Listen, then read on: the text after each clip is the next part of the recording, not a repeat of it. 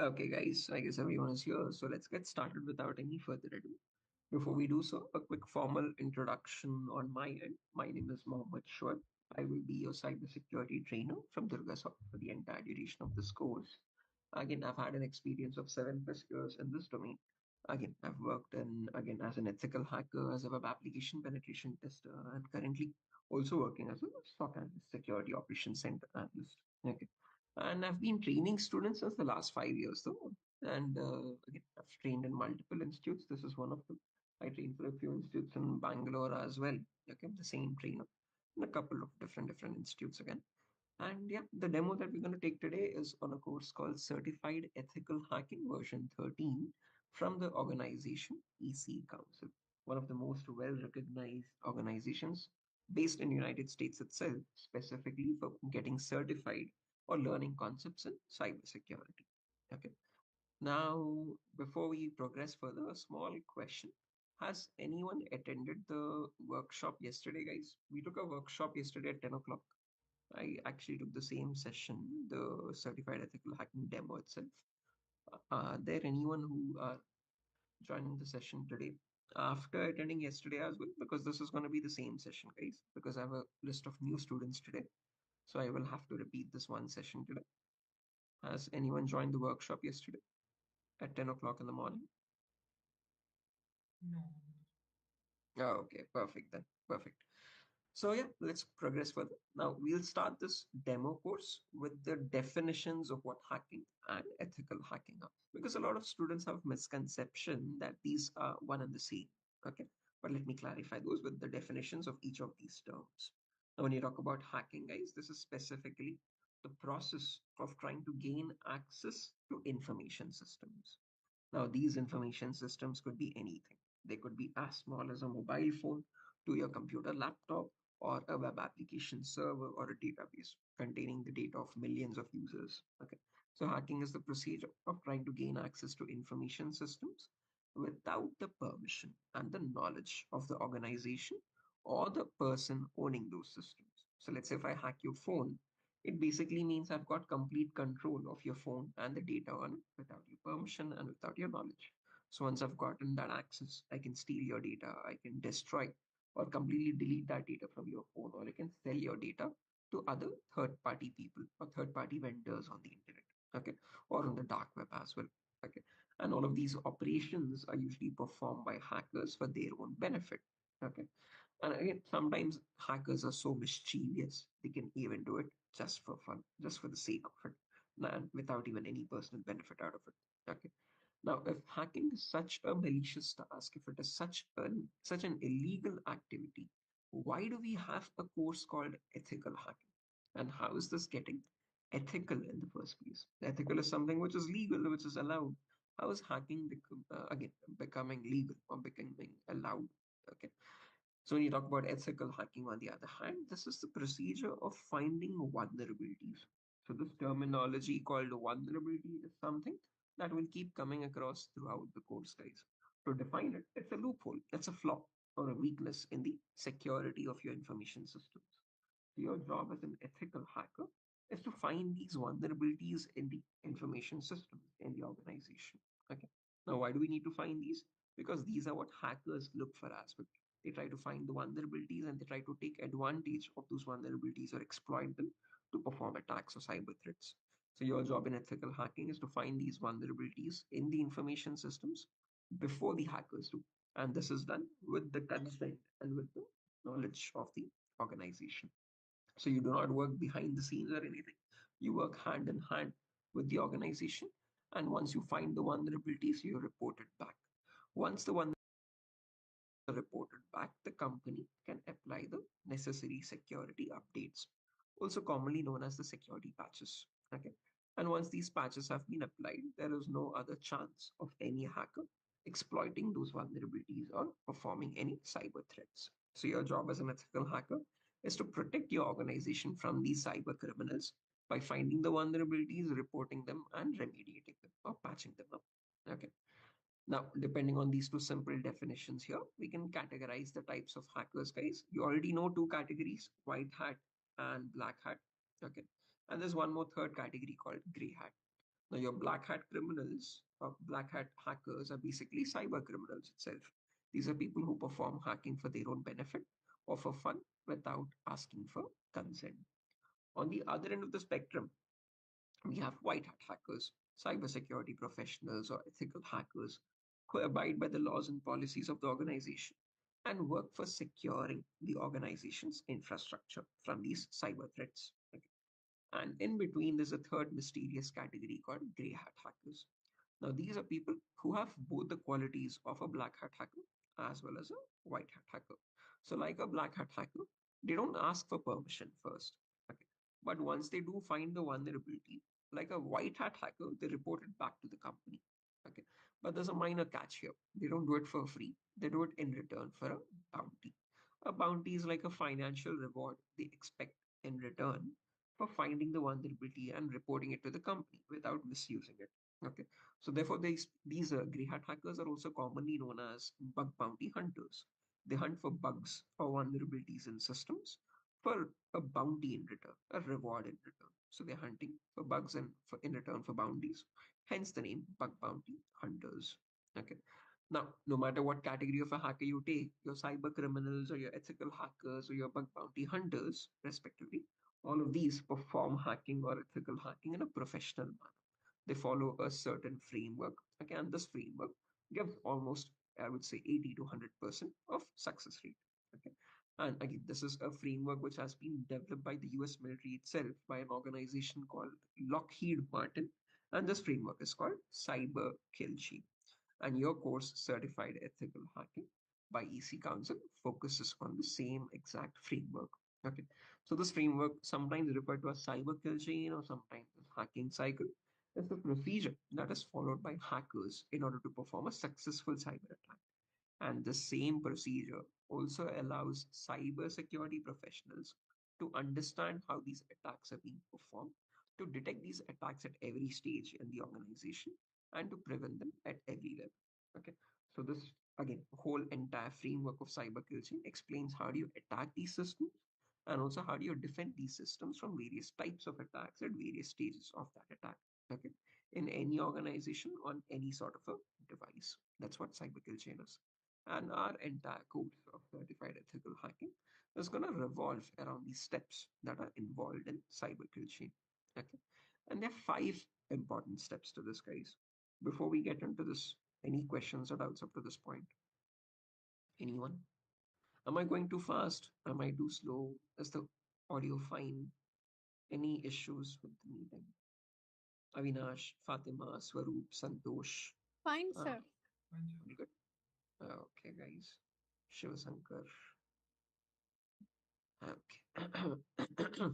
Excuse me. Right. So again, as mentioned, so this cyber kill chain or hacking cycle, audio not clear. Let me check my audio settings. Hello, one, two, three. Hello. Seems to be fine from my end, Santosh. Others, can you hear me? Am I audible fine? Swaroop, Yes, sir. Saho, Avinash. Clear. We are feeling a bit unwell, so that's the reason maybe. Sorry, Saho, I can't hear you. Your voice is very low. No, we your voice is bit cracked. Cracked in the sense I feel you are not well. Oh yeah, I have a bit of a sore throat, but I hope I'm clear though. I Yeah, don't know. yeah, clear. Okay, let me just get some water. Just give me 1 minute, guys. I'll just get some water.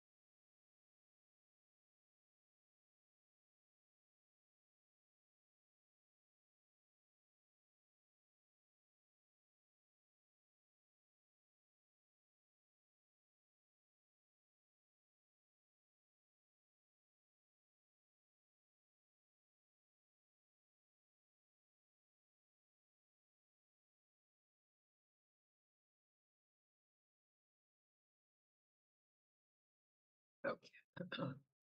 Right. So let's continue from where we left off, guys. I hope the audio gets better and there's lesser of cracking. But let's see. Again, if there's any issues, please do let me know. If I'm completely inaudible or if you're not able to make out what I speak, then I'll try to make changes also, okay, accordingly. So yeah, let's get into the hacking cycle part, guys, as mentioned. So this hacking cycle consists of five important steps in it. First step is called as information gathering. Oh, 1 second, let me change this. Yeah. So the first step is called as information gathering. Second step is called as scanning. Third step is gaining access. Fourth step is maintaining access. And the last step is reporting or clearing traces. These are the same exact five steps that are involved in the hacking cycle or cyber kill chain that is followed in every single organization. Okay. So this framework consists of these five steps itself. And again, if you know, if you notice, only in the last step have two different terminologies, reporting or clearing traces. What I want to indicate by that is no matter what kind of hacking you perform, whether it be your, again, ethical hackers, so penetration testing, or cyber criminals, cyber threats, the procedure is exactly same. What changes is only the last step. So whether it be white hat hackers, gray hat hackers, or black hat hackers, first four steps are exactly identical. There is no change in the procedure in the first four steps. What varies is only the last step. If you are a white hat hacker or a gray hat hacker, you report the vulnerabilities back to the organization. That is reported. Okay. And if you are a black hat hacker, on the other hand, you don't report anything back to the organization. You hide evidence of your actions. You try to remove the evidence. You try to delete the logs, etc., etc. Those operations are commonly called as clearing traces. Okay. So no matter what the whether it be by cyber criminals, whether it be by ethical hackers or anyone, the full exact five steps. Our entire course is going to revolve around these five steps itself. And today I will be explaining each of them one by one briefly. Just an intro to have a better idea about the entire course. Okay. So the first thing we have here is information gathering. Some organizations also represent reconnaissance of guys, and the objective over here is as much information as possible to target organization. And an important point to note here is all of this information is obtained passively. What I mean by passively is the organization in any way. You obtain information from parties, from some special sites on the internet, which act as gold mines of data. Right? So if you know those, if you just know what those websites are, again, you can form an gathering and figure out what it is an ethical hacker or a cyber criminal. And again, figuring out, again, if I had to give you an example of what pieces of data we would try to gather, this is a small list. So we try to get the IP addresses, the network blocks, the host records, the DNS records, domains or subdomains, OS information, employee details, contact numbers, email addresses.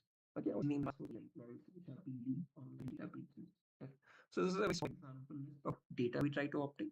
It's much less when it goes in the intro of what data do we try to obtain in gathering phase. Believe it or not, all information is readily available on the internet.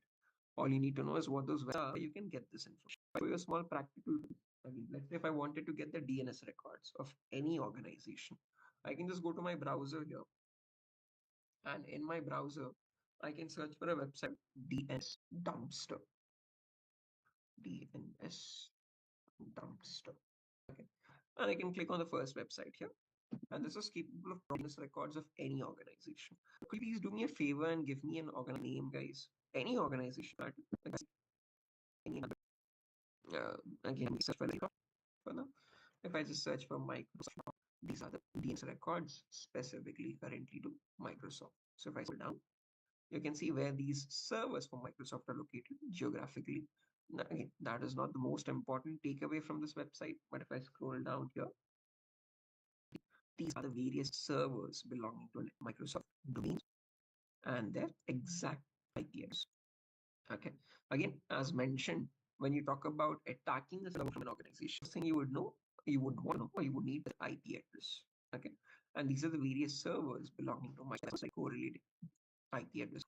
We'll talk about a lot more on that in the upcoming sessions. So these are all the web servers of Microsoft. Scroll up, you get the mail. This is one of the mail servers using DNS servers and the other records. And this is the technology of Microsoft and respective. Okay. Obtained for any organization on the internet. And please note, this is not illegal anyway. Microsoft needs to give this information. It's the internet. what this website DNS dumpster does and puts it in one single place for easy access. Okay. You can do a search for any organization. I've searched for myself. You could go for anyone. Nation for Wipro now. Their mail servers, their websites, their mail servers, their DNS servers, etc. Now, this was available as mentioned for any organization of choice.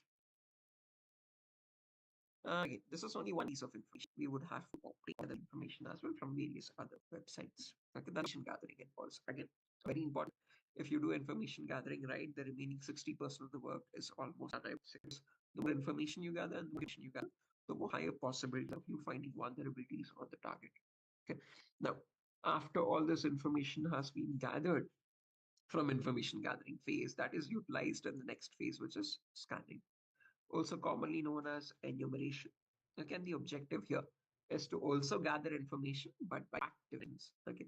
So the information you obtain here is very much different from what you've obtained earlier. Earlier, we got the data passively without making any contact. But here, now, whatever information was obtained in the earlier phases, domain names, IP addresses, email addresses, etc., you now make connections on those data. Okay. And that can be broken down in three parts again. There's something called as net scanning and vulnerability scanning.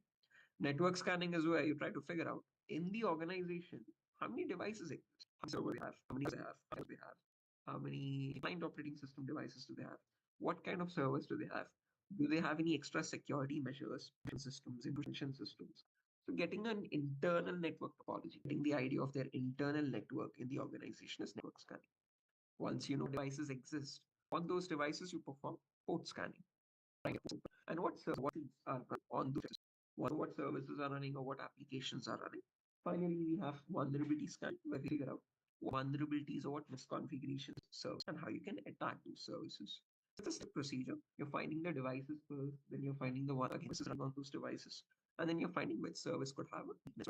Again, using what's called which is for network mapper.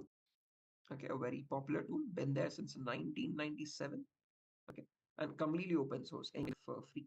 And there's another tool called Tenable Nessus. Now, this is not free, guys. It's quite an expensive tool. You click the first link, this is a vulnerability scanner, and this is around the last I checked, $7,000. And that is subscription again. You need to pay 7,000 to use it. And it's the same tool that is used in organizations in real time to perform vulnerability scanning. And working on this, I'll be showing you how to install perform vulnerability scanning with the exact tool. If you know this tool, you will be again okay, a very popular tool, been there since the 90s, okay, and completely open source, and use it for free. And there's another tool named Nessus. Now, it's not free, guys. This is quite an expensive tool. You click on the first link here, this is vulnerability, and this is around the last I checked, $7,000. And that 1 year every year you need to use this tool. And the same tool that is organizations in real vulnerability scanning. And we will be working on the same. I'm showing you how to run this in an organization and how vulnerability scanning exactly. Again, if you know this, you will be again eligible. A lot of these various jobs are available for penetration testers or security consultants, etc. This is the same they will work on, and I'll practically be showing you the same exact tool. The resources to give you an idea that whatever device I work on in my environment, okay, so I have the practical, very hands-on with the experience I've had over the years in organizations. Once all of this is done, once we are done, and all different other types of scanning, they get into phase, which is gain access. So this is the phase where the real hackers, basically whatever vulnerability found in the earlier phases are now utilized here.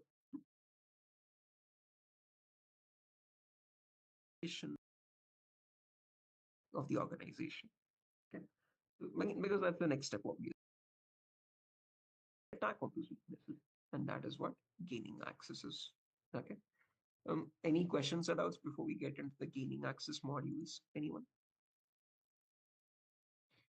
Avinash, Fatima, Swaroop, Santosh, Saho. No, sir.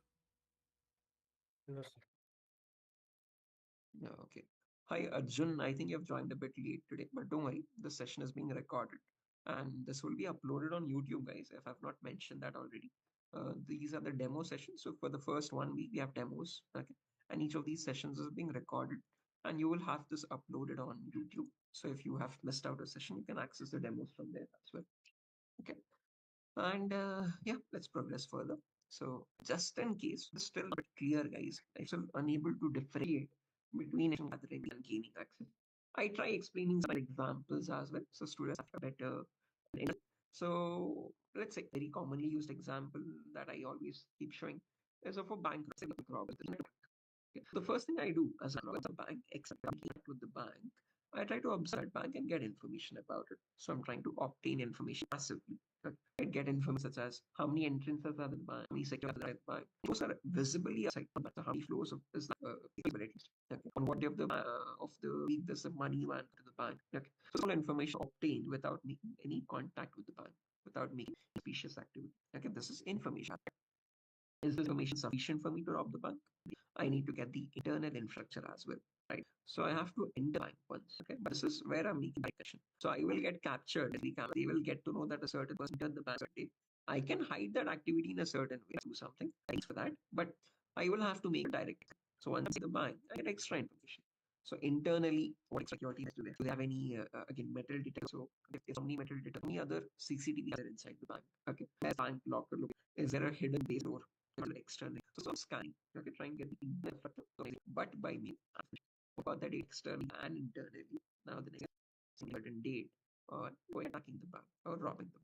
That is your gaining access model. Okay. So I hope that makes it tightly. If not, yeah, in this gaining access model, guys, it's a huge variety of concepts.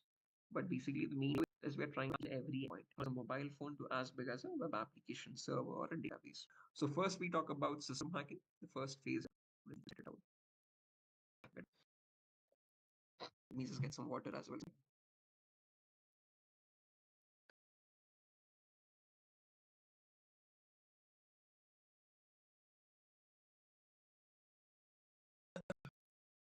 So as mentioned, the first step is system hacking. This is the phase where we try to attack any Windows operating system or a Linux operating system and their passwords. So let's say if a hacker has attacked your system and you have your own device, you need to know how to get back into your system and how do you get access back to your data. So we learn how do you crack or bypass any Windows operating system password or Linux as well for that matter. Okay, so that's what system hacking is. Another technique of hacking systems is malware attacks. Okay, what malicious software? These malwares available in how to prevent malware attacks on your systems and how do you detect these malwares if they are already installed on your system. Then there's a bonus concept called malwares advanced, where again, if anyone over here has knowledge, this might be a little bonus concept on how to malware is Python. One module for you how to run malwares with batch. So one we have requirement for some small of amount. Other than that, there's no much requirements. Okay. We talk about network penetration testing, where we talk about the attacks like snap in the middle attack, hacking Wi-Fi, cracking the password for virus. All of this falls under network. The attacks capture the passwords to shut down remote servers by overloading them with huge amounts of cache. The password of these attacks are related to the network. Then comes social engineering attacks. This is where you try to figure out how do hackers create pages. Okay, so no matter what social media page it be or what page it be, how do hackers create exactly cars? How do they fake pages? How do they them do it and get it? So these are also known as phishing attacks. How do you perform phishing attacks? How do you distinguish between a genuine page and a fake page? How do you be aware of these phishing attacks and what are the things to check on? Okay. Then comes hacking web servers. Basically, every organization has a website of the organization and it's local on premise. Okay. So our vulnerabilities of the web server if it's on this vulnerabilities in the application, SQL injection, cross-site broken authentic one that might be gibberish you right now, guys. You might terminology sometimes as with our classes. You learn each of these these attacks. Using these attacks, basically hackers can get into websites, they can bypass authentication, they can hack into data, they can load malicious files and get remote connections to those servers, etc. etc. Okay. If I show you examples, again, let's talk about SQL injection. So basically, SQL injection is where you can try to bypass these authentications by injecting SQL queries. Okay, but 1 second. These are some websites to show you what these websites, what these look like. For example, this is login set. Okay. So it belongs to CPLE. This website is actually the Central Board of Higher Education. Already reported this up. They have not back to me the reason. Okay. If you notice over here, there's a login page as well. Okay. Where is it? Okay. It's asking me for user ID. Okay. Just record. Let me pause for a while so that this is me recording again. And yeah, after injection, we have this vulnerability, which is evading techniques. Okay. So when you talk about some measures, okay, IDS, IPS, and firewall.